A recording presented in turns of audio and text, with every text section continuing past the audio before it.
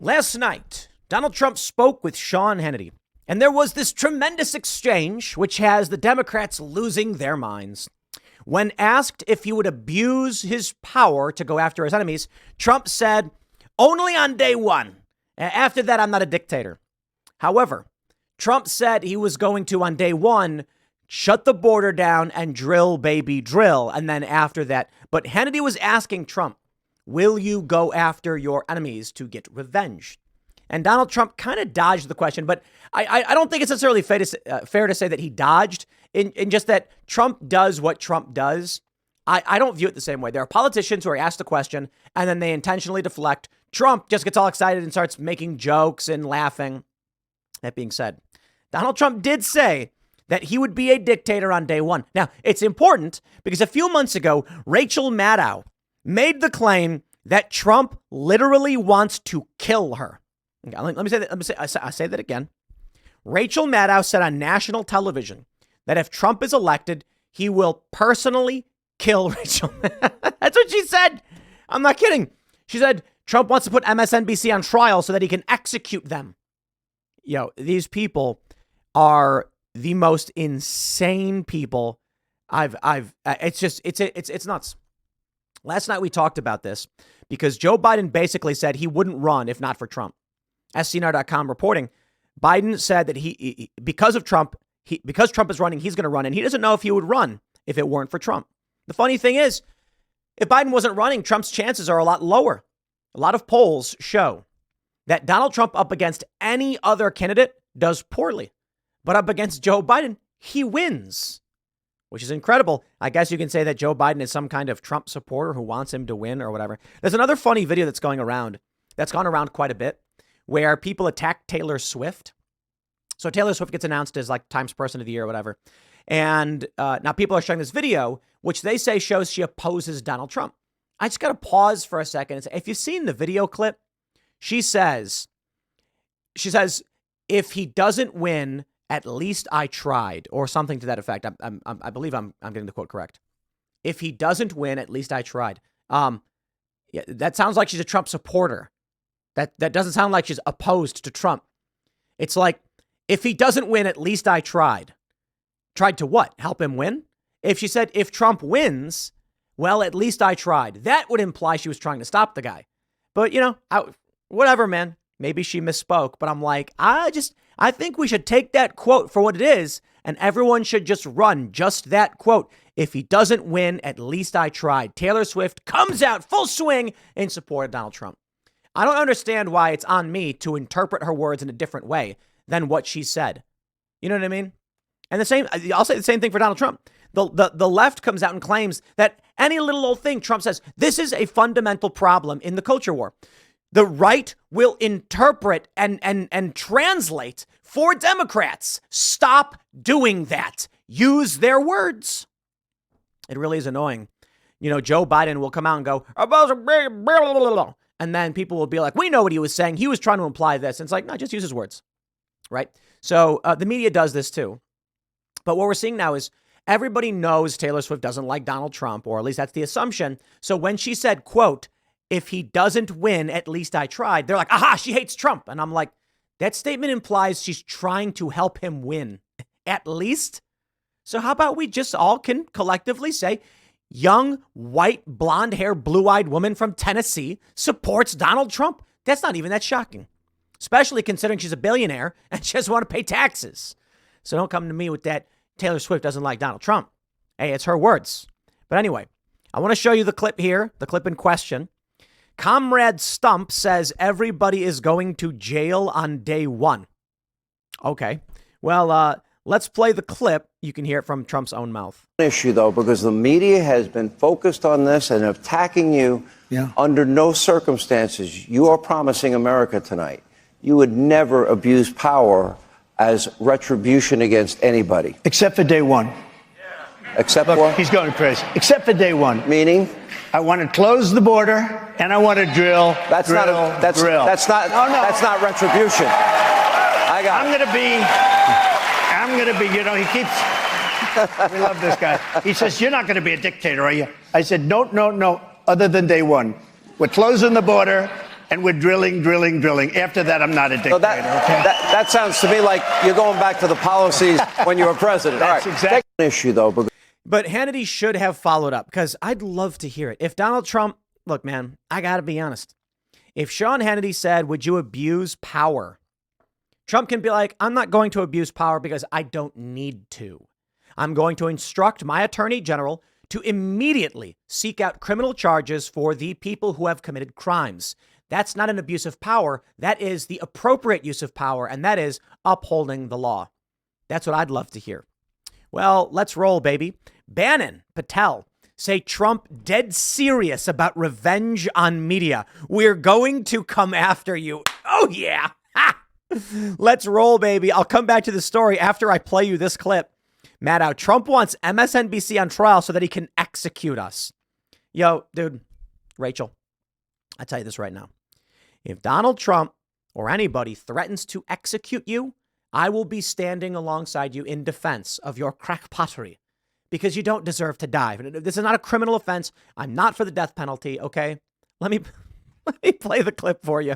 Yeah. He's basically portraying a future for America if he is put back in the White House in which we don't have another election after that. That's right.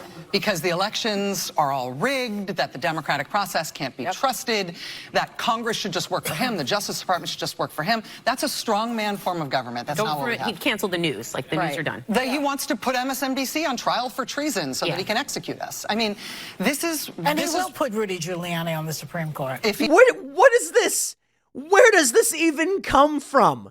In what world has anyone ever entertained the possibility that Donald Trump wants to put Rachel Maddow on trial for treason, which implies she's aiding and abetting a foreign adversary at a time of war? Now, she said sedition, I guess, but I suppose seditious conspiracy just warrants, what, 2 decades in federal prison? He makes it that long, sure. Yeah. I mean, it is... that the Republican Party is, if they're going to elevate somebody like that to represent their party in a general election, not only do we have a 50-50 shot of him being back in the White House, any major party nominee has a 50% shot, but the Republican Party will have to reckon with that till the end of time in terms of what they did to this country. Wow. Yeah, very, very excited for it. Donald Trump getting elected and going after criminals, liars, manipulators, and the corrupt is exactly what we need.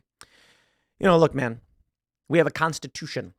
It lays out the framework for this great nation. And within this, we have the amendments, the first 10, the Bill of Rights, guaranteeing the government cannot infringe upon many of our rights. Now, it's never been absolute because culture changes. What does free speech really mean? What does the right to keep and bear arms really mean? It has changed over time. And it's a constant battle. But, we're winning. There are a lot of really bad things the government has done. Illegal spying, warrantless wiretapping, etc. And they try to justify all of the evil things they do. There are evil people working within the intelligence agencies, abject evil. There are evil people working within the DOJ. They need to be fired and removed, and where applicable, criminally charged for their criminal actions. You see, Rachel Maddow is scared because she knows she's one of the demons. She is a corrupt and evil individual who for years pushed the lies that Trump was a Russian agent. MSNBC did this over and over and over again. Why? To rig and steal an election. Now, not in the way that the Trump supporters would argue with fraud and stuff like this. No, she is basically Prothero in V for Vendetta. She goes on TV. She lies and lies and lies like she just did to steal power. Trump wants to put us on trial and execute us. Help, help. No, he doesn't. He's not going to do anything to MSNBC. He's going to ignore you. He's going to make fun of you. That's it. There's no reality where Trump signs an executive order saying like the media is hereby dissolved. That's the stupidest thing. And that's what they're arguing on The View. Well, I wonder what Bannon and Patel have to say. Trump is dead serious about revenge on media. We're going to come after you. Here we go. Steve Bannon and Kash Patel claimed that former President Trump is dead serious about exacting revenge on his political enemies if he wins a second term. In an episode of Bannon's War Room podcast, Bannon and Patel, 2 of Trump's close allies, pledged to prosecute members of the media who lied about the 2020 presidential election results, falsely suggesting Trump truly won. Quote, "We will go out and find the conspirators, not just in government, but in the media. Yes, we're going to come after the people who in the media who lied about American citizens who helped Joe Biden rig presidential elections. We're going to come after you, whether it's criminally or civilly. We'll figure that out. But yeah, we're putting you all on notice. And Steve, this is why they hate us. This is why we're tyrannical. This is why we're dictators, Patel said, suggesting that those terms were used to describe them, because we're actually going to use the Constitution to prosecute them for crimes they said we have always been guilty of but never have. You get it?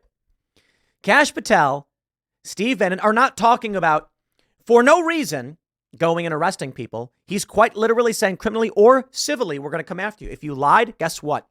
Well, lying, defamation, slander, libel, etc. So they'll sue you. Committing crimes by conspiring to defraud the public. Now, that one could be very different depending on the level of fraud. Bannon, in setting up the question to Patel, underscored the same point, mentioning MSNBC's Morning Joe show. And I want the Morning Joe producers that watch us and all the producers that watch us. This is just not rhetoric. We're absolutely dead serious. You cannot have a constitutional republic and allow what these deep staters have done to our country. The deep state, the administrative state, the fourth branch of government, never mentioned in the Constitution, is going to be taken apart brick by brick. And the people that did these evil deeds will be held accountable and prosecuted, criminal prosecutions. Guess what? That means they're going to have an attorney and a trial. Oh, what's that? You don't think these systems function properly and you think you're going to get steamrolled? I wonder why that would be. But I would put it this way. The way I interpret these comments, there are government actors who are working with media outlets. How many pundits for these cable channels are former intelligence officials or worked in the intelligence sector? A lot of them. A lot of them. Let's talk about Adam Schiff lying on television over and over and over again. I mean, at a certain point, we need to explore criminal charges for people who are attempting to defraud the public to steal political power. There is abject corruption. Now, I would say this. The challenge is Adam Schiff may be evil, but you're allowed to lie. You are. And it's a challenge we must fight every single day. But you can't just have the government come out and say you lied, therefore you're under arrest, which is why I think Kash Patel mentioned the civilly component of this. You may just get sued. Patel echoed the plan, saying, the one thing we learned in the Trump administration, the first go around, is we got to put in all American patriots, top to bottom. We got them for law enforcement. We got them for intel collection. We got them for offensive operations. We got them for DOD, CIA, everywhere. Trump is the leading candidate in the 2024 GOP presidential race, leading his closest competitor by at least 30 points. Yeah. And he's leading Joe Biden. Hannity asks Trump to promise he wouldn't abuse power. This is the headline they're rolling with. Oh, boy. Oh, boy. Well, I got to tell you, my friends, it's looking like Trump is going to win. It's from Fox News. These 6 battleground states could cost President Biden the White House in 2024. The lack of enthusiasm and declining support is certainly real, a top pollster says of Biden's Democratic Party base. So, of course, what we've been seeing, the Democrats are trying to find a way to sub out Joe Biden, but it's likely not going to work. Axios reports Democrats quietly move to succeed Joe Biden. Now, why would they do that? Biden can't win. My friends, let me explain something. I do believe that Donald Trump lost 2020. Sure, there's a lot of arguments about ballot images and destroyed evidence. All of these things are important. All of these things should be adjudicated, and we should get these investigations. Hopefully, if when Trump wins, y'all can have that closure. But I believe that it's simple procedural change. Now, it may be that there was fraud. I think even Bill Barr said there was fraud. I don't know if that had enough of an impact to actually change the results. I can tell you 2 things that did. People were mad at Donald Trump because the media and Democrats and Republicans in many states changed the rules to greatly benefit Democrats. We can also make arguments about signature verification being very lax, as it were, which would probably fall in between the fraud narrative and the procedural change narrative, right? I think the heavy-handedness of the fraud narrative is what pushes me away from, like, look, we've had people come on the show and talk about, ballot images were destroyed. We have questions about these things, proper signature verification. Oh, no. Okay. I think ballot harvesting was a huge component in how Donald Trump lost. Ballot chasing and harvesting, which is legal I believe in most states. And then what happens is signature verification probably should have resulted in many votes being thrown out, and they were really lax on how they were actually handling voter signature verification. But these are procedural issues, not fraud issues. If there's a person working at a polling station and they're given instructions, you don't got to be too crazy on the signature stuff. They say, okay, close enough, works for me. They compare them. That's not fraud. Now, certainly someone could look around and go, these are clearly fake signatures, and I'm going to put it through anyway. That could be a component. There could be double counted ballots and things like that. Now you're getting to the more serious fraud territory where, ballots are printed up or something. I don't believe it. There are questions about like unfolded ballots. Hey, man, all of these are valid. But I think it comes down to one simple thing. These states changed their rules to benefit the Democrats, like universal mail-in voting. That and then there was some ruling recently about, in what state was it? It might be Colorado or something. You don't even need to have your ballot dated properly. So it's like, what? So it could be from any time? Yeah, these procedural changes make it very, very easy for Democrats to win. So what happens is you've got this large enthusiasm against Trump. The media is going nuts. They're blaming Trump for COVID. They're blaming Trump for lockdowns. And the average person doesn't know or care what's going on. I'm sorry.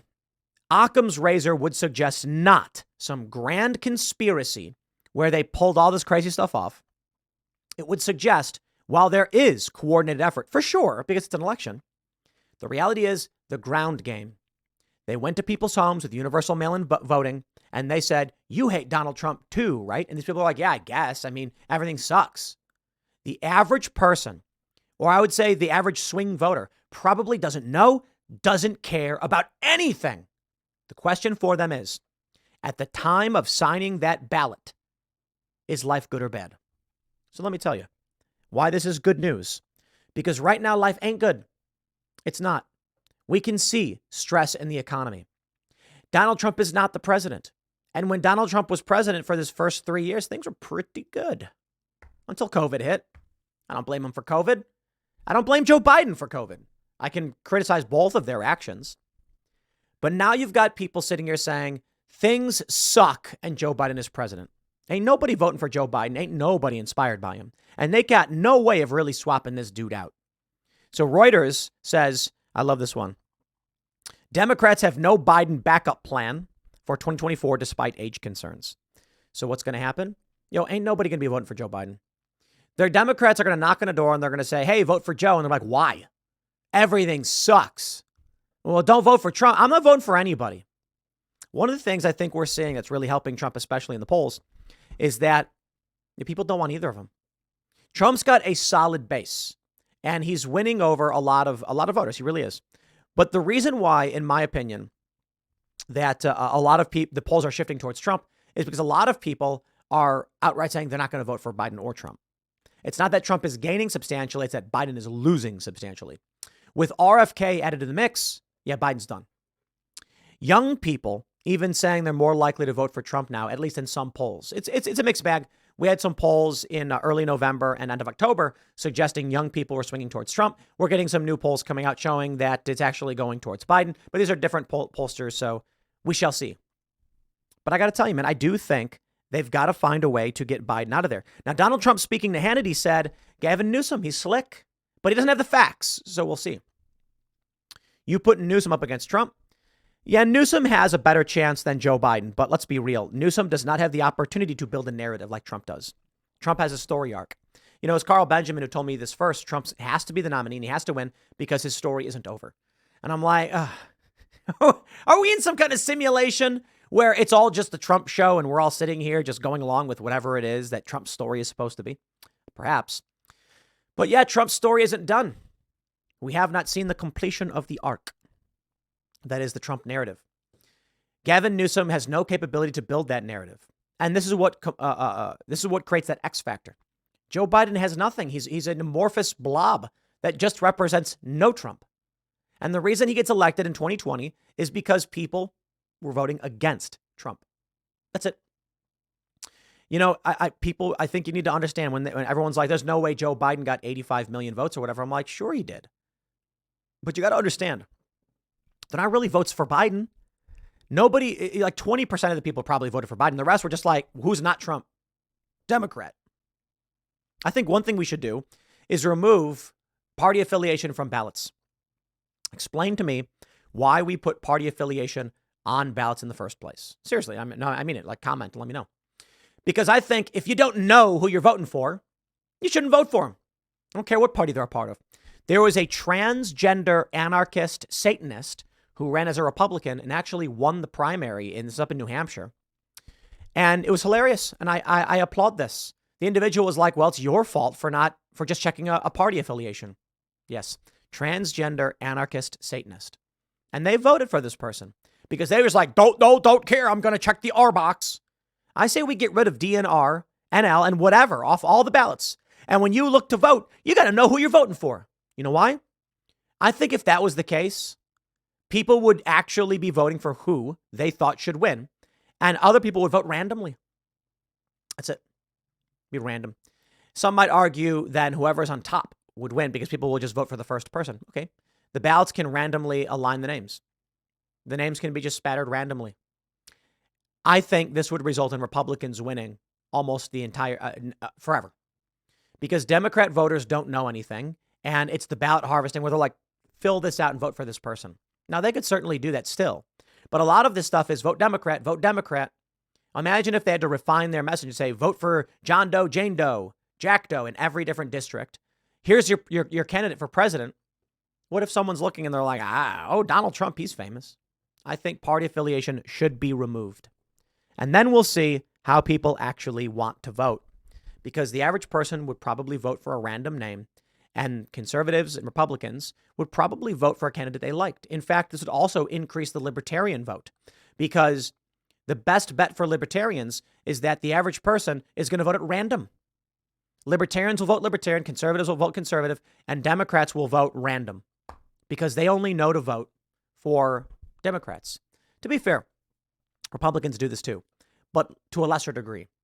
I think that's the path forward. But for the time being, let's stay focused on whether or not Trump is going to execute Rachel Maddow. I think the answer is no, Rachel. I think you're safe. And I think you might need to check yourself in for a medical exam because you're becoming paranoid and delusional.